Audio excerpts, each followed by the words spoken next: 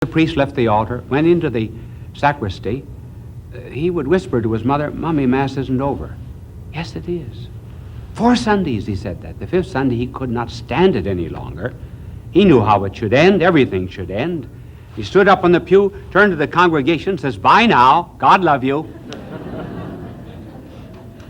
This telecast, you know, is, he always tunes me out.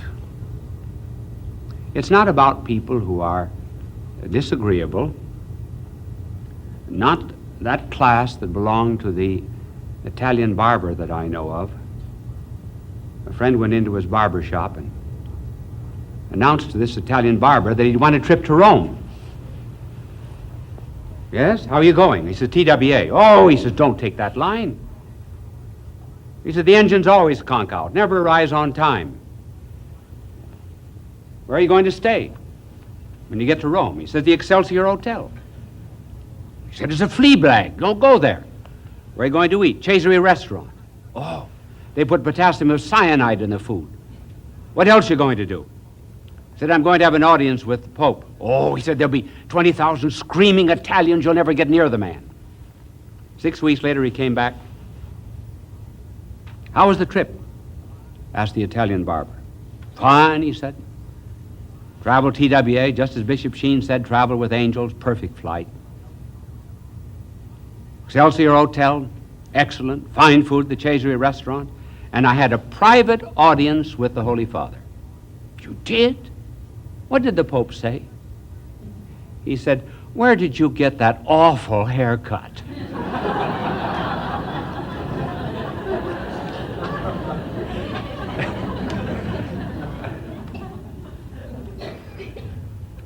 Now, this expression, "he always cuts me out and off,"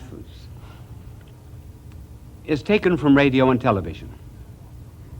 One hears it so often today. I heard a professor in a school of medicine use it.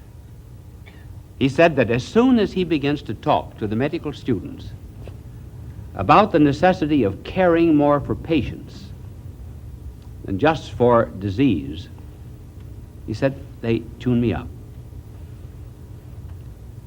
I heard a mother say it of her daughter. I said to her, "Why do you stay out every night until 3 o'clock in the morning?" She doesn't answer me. She tunes me out. Fathers have said exactly the same thing about their sons. They just don't listen. In many people today, there seems to be a knob that's been taken off a television radio set, and they just simply tune people out. So that there's a kind of a brokenness in human relationships. Ages and classes and groups and so forth. So the problem is, how can we tune people in? Now, there is a psychological answer. But I'm going to show later on that is not quite adequate, because I'm going to be concerned with really difficult and almost impossible cases. But what is the psychological answer to tuning people in? Well, it is establishing by the psychologist or psychiatrist with his client a rapport, developing a sympathy and an empathy between the helper and the one helped. One psychologist has said that people can be tuned in by a kind of a client-centered psychology. That is to say, not being interested in what one has to say to the sick person or to the psychotic or neurotic, but rather just being interested in him, the client. Other psychologists say, well, we transfer to some extent the feelings of others to ourselves. Other psychologists say that the process is deductive. You talk to them until you finally draw something out of them. Now, all of these are successful when the cases are not too difficult. But how about the really hard cases? Do these psychological methods help? Yes, they do. But there are still difficulties in the way. I will mention some of the difficulties. First of all, the therapist who helps is always outside of the patient. Never quite gets inside. This is true even in the best of mother-child relationships. How often, for example, when a babe is sick with colic, the mother would say, I would love to take that pain into myself. But she can't. Regardless of how deep and profound is her sympathy, there is still that barrier. There's a wall, and the other person cannot be brought in to the mother. And, too, there is such a thing as professionalism, which makes it difficult to ever gain the confidence of people who are in trouble. Professionalism is the doctor being more interested in the disease than in the patient. It's the teacher being more interested in the lesson and his method of teaching rather than the pupil. Professionalism is also in us.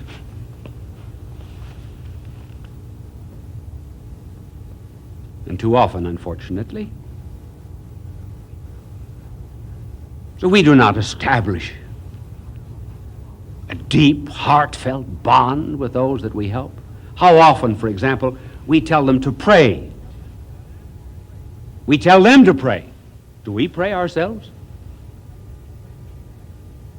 Do we pray with them?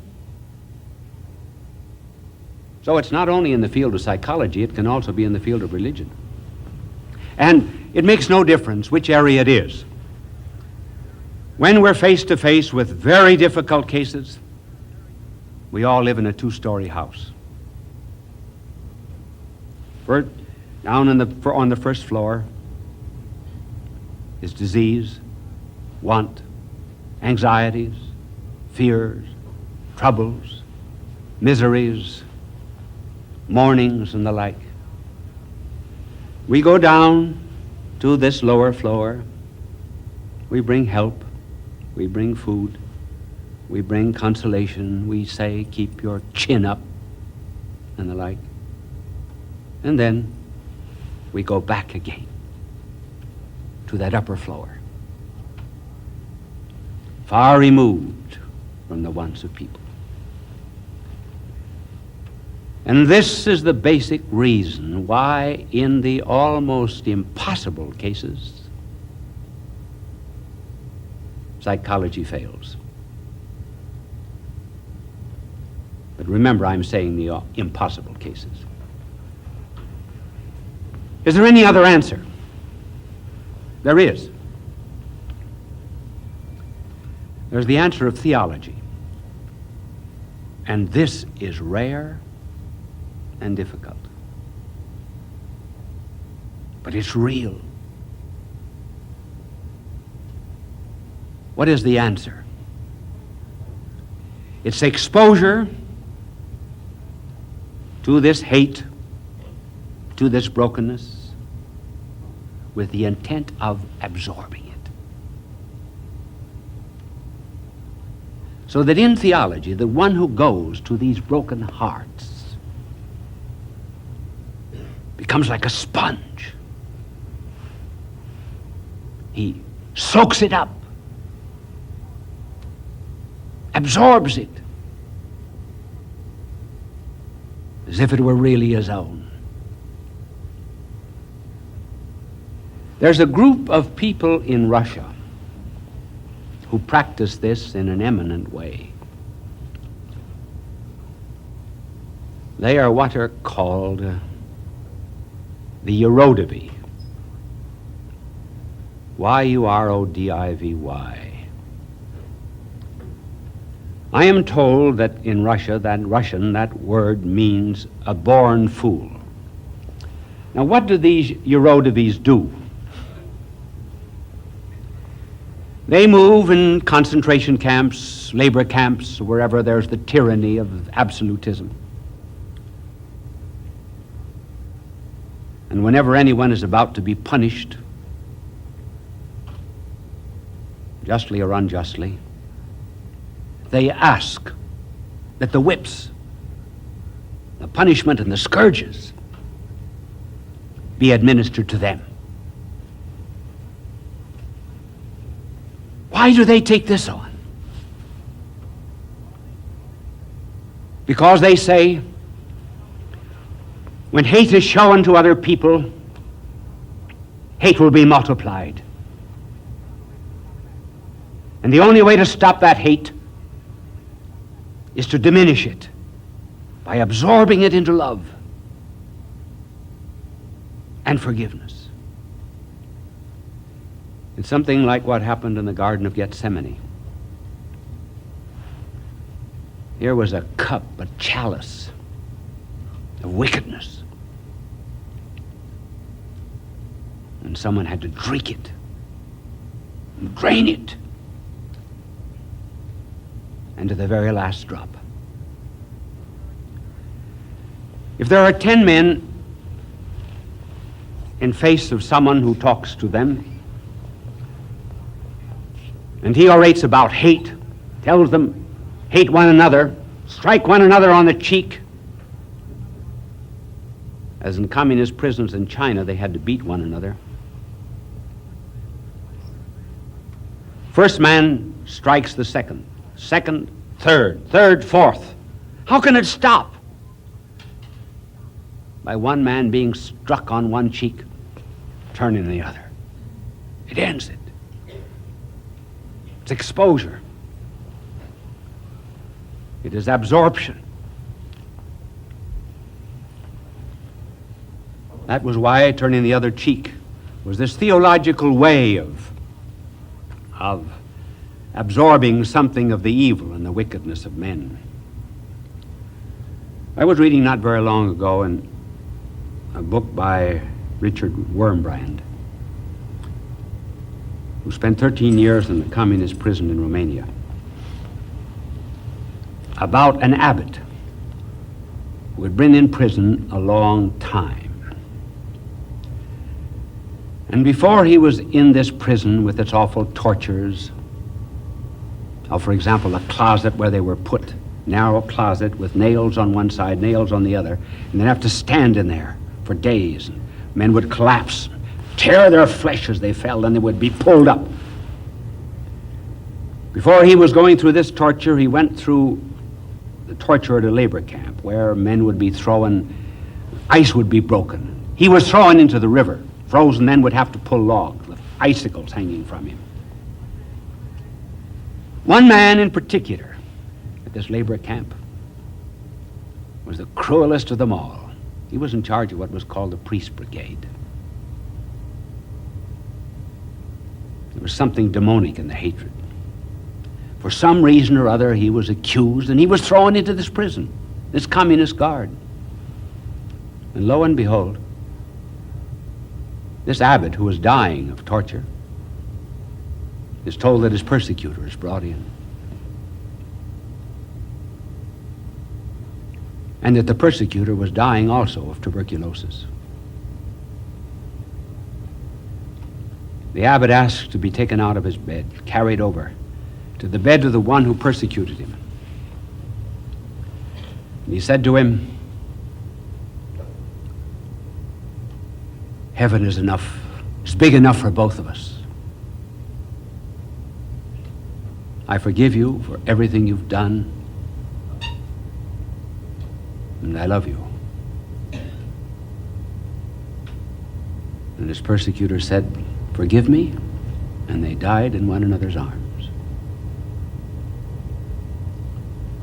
This is absorption through exposure to evil, so that it never multiplies.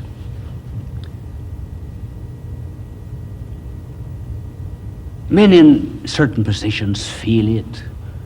Father of a family, for example, feels the grief of his children. It's bound, all evil has to come to a conscious head somewhere. Somewhere.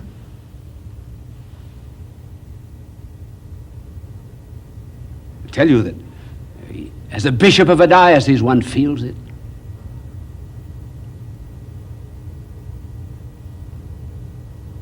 One feels the joy, but one also feels all the sadness, and oh, how one feels it. Now tell me, where does this kind of love come from? This love of exposure and absorption. What is its origin? Evolution? Now, I'm not talking against evolution. I believe in it.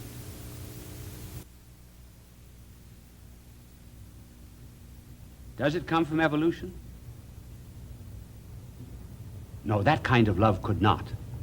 Just suppose you had that kind of love in the animal kingdom. Suppose a tiger and a lion were fighting, and the tiger said to himself, "Why should I be fighting against my brother lion?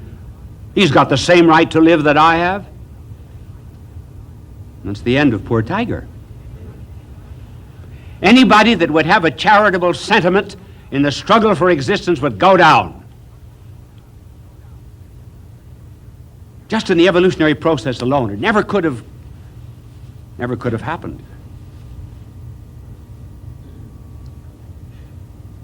Where then does it come from? This love of the Erodives and this love of men in prison. It had to come from somewhere. Somewhere there had to be in the universe a kind of an open end. An open end in which someone would gather into himself all of the hates and the ignorances and the anxieties and the fears and the evil, as if it were his own. Somewhere that had to happen. Otherwise, we wouldn't have it here. We would never have the fractions unless we had the whole. And here is the answer. And I'm going to write it out because it is rather important, this law. And he who loves the most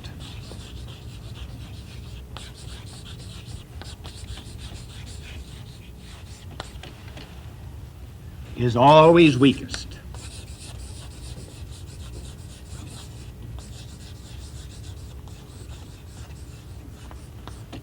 Write that down in the storehouse of your memory. He who loves the most is always the weakest. He who loves the most, that is to say spiritually, is always the weakest physically. Take, for example, a mother and a child, and an infant. Does the mother love the child? The infant? It's her own flesh and blood. She loves it to such an extent that she's weak. Oh, how physically weak she is. Makes no difference the hour of the day or the night. There's a cry. The mother is up. She cannot go out. She's afraid to leave the room. Never was anyone so weak before a tiny little babe.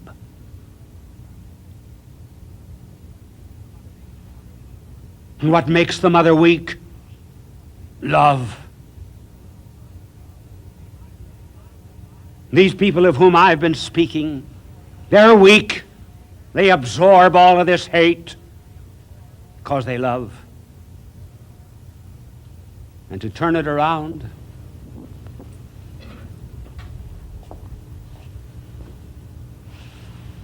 I'm saving the angel work, and instead of having him erased today, I'm just crossing out. He who loves the least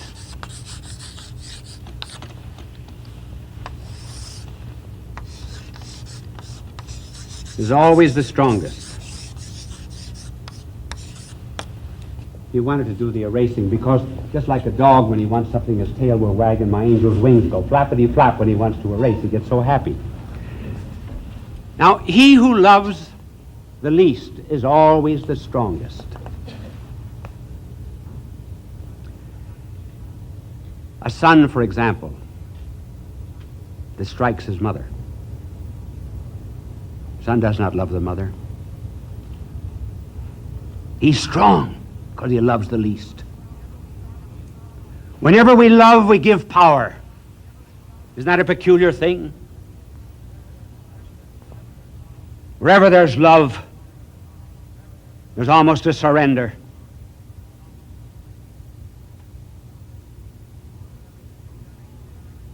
So there exists on this earth,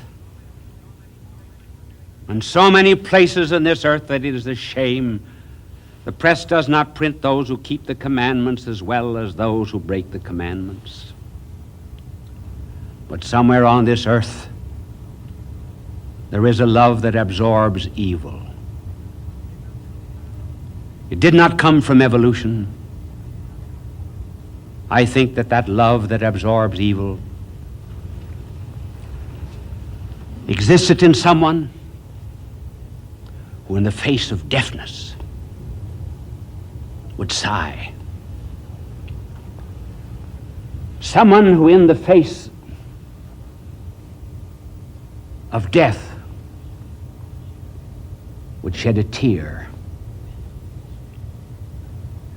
And someone in the face even of the corruption of a culture, overlooking a city and a culture,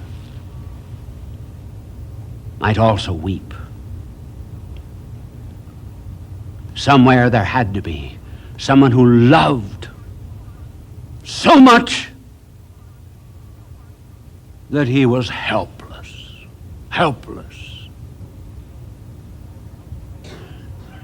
So helpless, more helpless than the mother before the infant. So helpless that on the more pleasing aspect of marriage, President Harding was once asked, at what age do you think women are most beautiful? He said, the age of my wife. Now, why do we say love is a garden? Well, after all, the whole love story of the human race began in a garden. Their love was at its peak, and then it went into decline. And then finally love was reaffirmed again in a garden.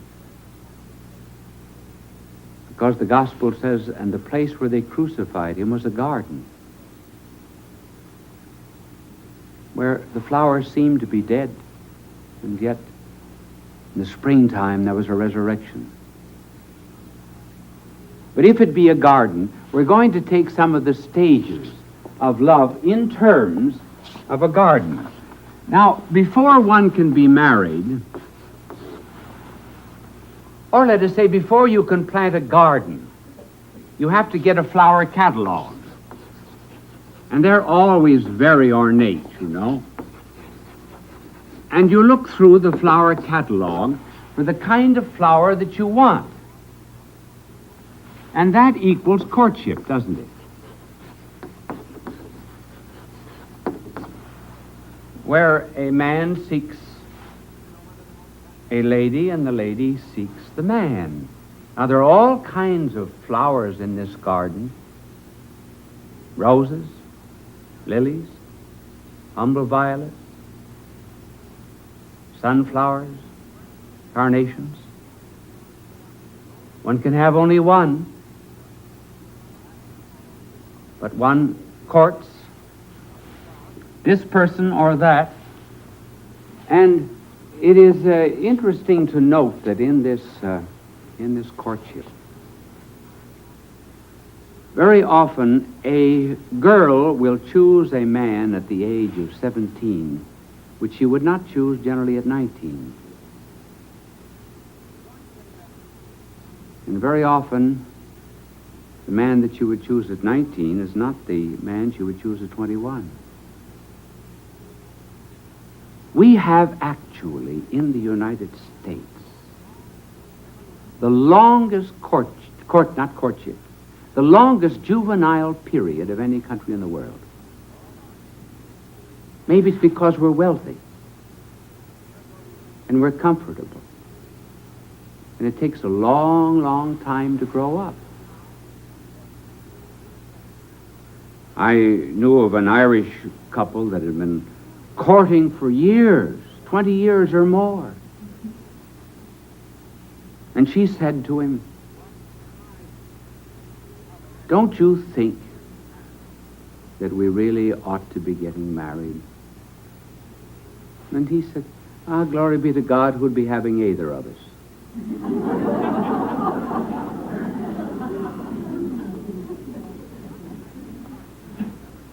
And then there was Lincoln.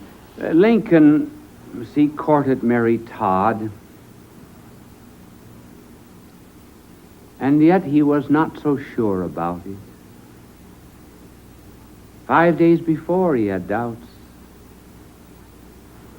And 5 days after marriage, he wrote to a friend of his,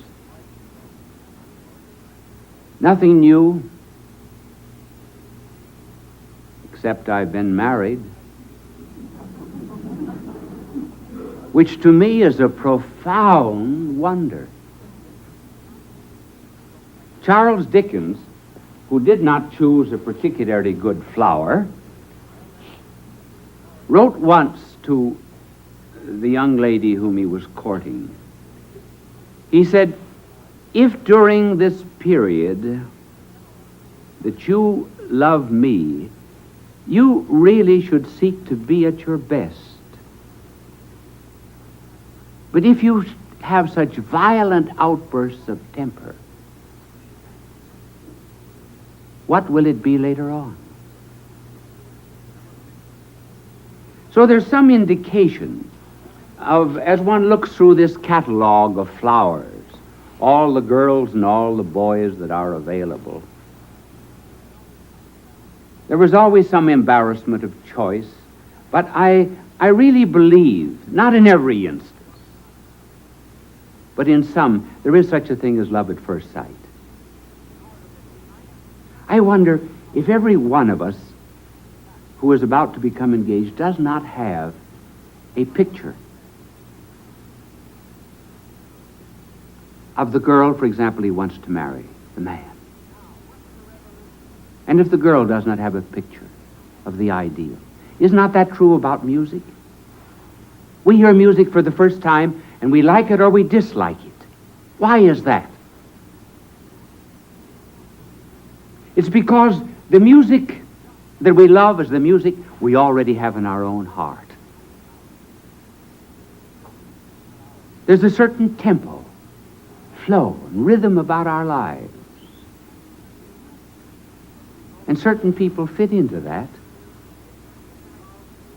And this ideal image that we carry about is made up of dreams, of hopes, experiences, thoughts and longings. And I never saw it better fulfilled than a friend of mine, a Swiss gentleman,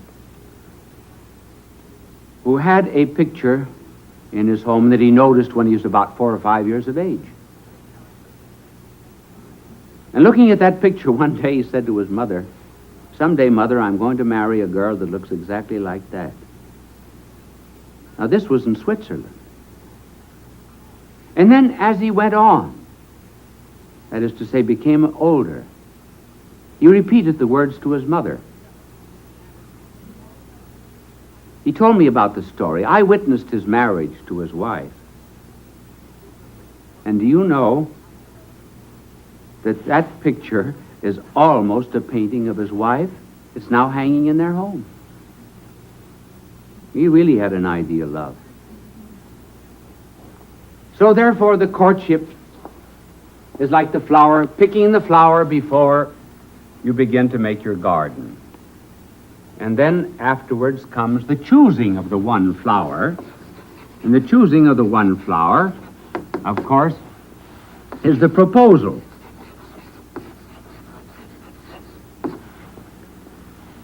Now, every proposal is an affirmation of love. And every affirmation of love is a negation of love. But the mere fact that you choose one, you negate all others. And a garden is just precisely that. A garden is a setting aside of a certain plot of earth, fencing it in, putting limits to it, shutting off a wilderness in order that one might cultivate the particular flower that one loves. In proposals, there are very few that are ever written out. And rightly so, because proposal has to come from the heart. Of all the proposals that I have ever heard about, the most beautiful of all was the proposal of G.K. Chesterton. That wonderful English essayist. And incidentally, for those of you who want to cultivate a style, you can do little better than imitate Chesterton. Here is his proposal. I have written it out.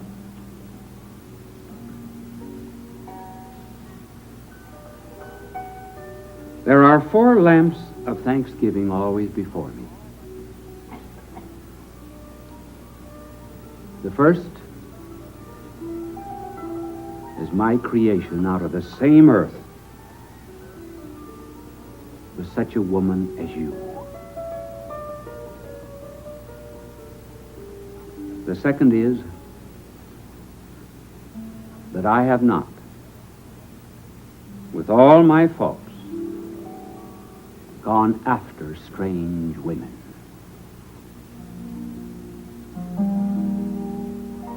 You cannot think how a man's self-restraint is rewarded in this. The third is that I have tried to love everything alive, a dim preparation for loving you. And the fourth, no words can express this. Here ends my previous existence. Take it. It led me to you.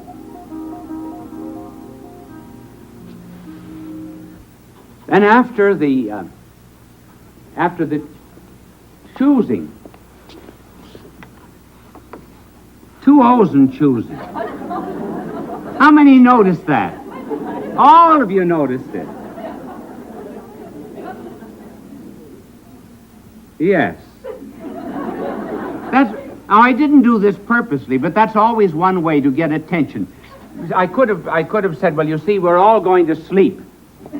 I noticed that, and I just wanted to see if you were awake. But you did. You were quite awake. Choosing. That's the choosing of the flower.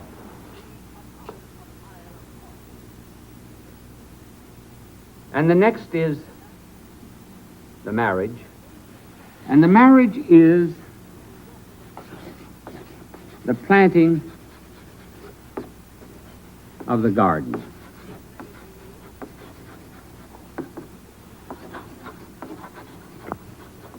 After one has looked at all the flowers, oh yes, apropos of courtship, I might tell you too. I will tell you this to make up for misspelling choosing.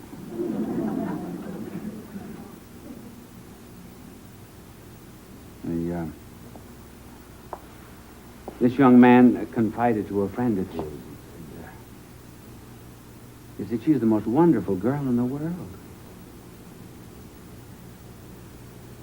And I proposed to her, and she refused.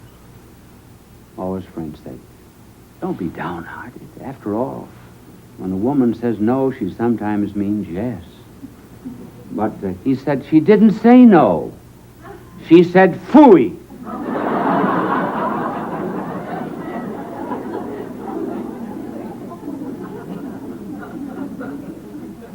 I heard of one Marine who was consoling another who had lost his best girl, or at any rate had tried to marry her, and she refused. He says, remember, he says, girls are all 82% water. Well, it's the 18 maybe that makes the difference. So the planting of the garden, after the flower has been chosen uniquely out of the catalog, then there comes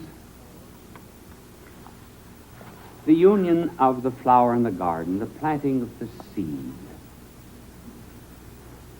And here there is something more than just a transient experience.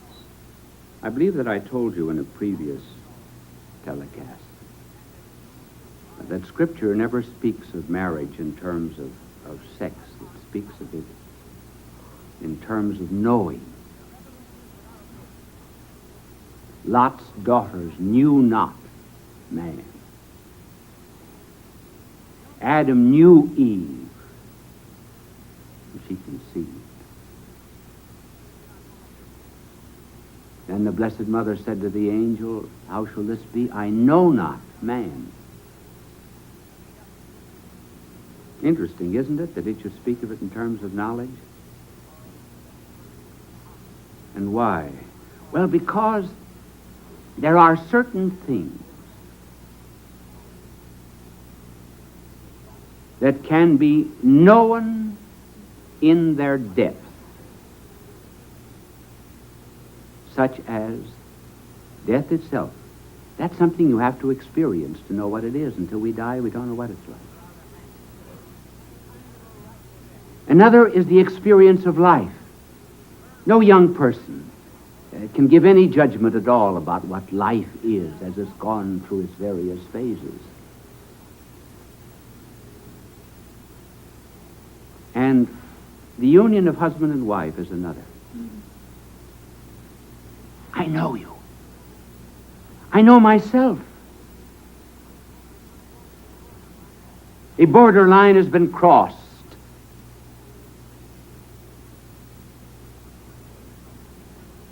And one can never put oneself back again into the state of innocence, into the state of not knowing. It's forever there. Certain things we can make up for. For example, if I steal, I can return that which is stolen and ask for pardon. But here's something that cannot be stolen, returned after it is stolen. It's registered. And that is why it takes a constant atmosphere of love to maintain this growth in knowledge. That's why marriage is permanent. Constantly sounding the mystery of the other person.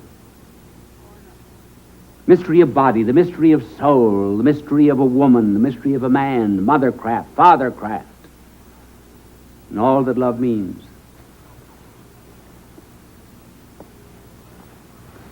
And then finally there are the seasons. The seasons are the various trials that come in the course of life. The flowers have to withstand inclement weather. Too little sunshine, too much sunshine. And so life has its seasons too. Love has its springtime, summer, its bearing of children, fruit, autumn. It also has its winter. And to love through all the seasons is a great joy. And here I'm going to read for you perhaps a poem that you know. Elizabeth Barrett Browning's poem to her husband. How do I love thee? Let me count the ways. I love thee to the depth and breadth and height my soul can reach. We're feeling out of sight for the ends of being an ideal grace. I love thee to the level of every day's most quiet need, by sun and candlelight. I love thee freely as men strive for right. I love thee purely as they turn from praise. I love thee with the passion put to use in my old griefs and with my childhood's faith. I love thee with the love I seem to lose with my lost saints. I love thee with the breath, smiles, tears of all my life. And if God choose, I shall but love thee better after death.